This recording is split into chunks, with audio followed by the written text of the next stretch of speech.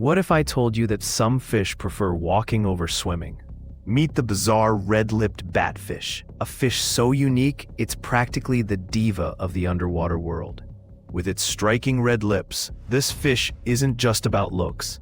It walks on its fins along the ocean floor, using its pectoral fins almost like feet. But here's the kicker. These fish are terrible swimmers, often seen dragging themselves around like a confused toddler trying to find a snack. Though it may lack swimming finesse, it's definitely got the charm to earn the title of the floor show. So next time you think of fish, remember that some prefer a dramatic stroll instead of a graceful swim.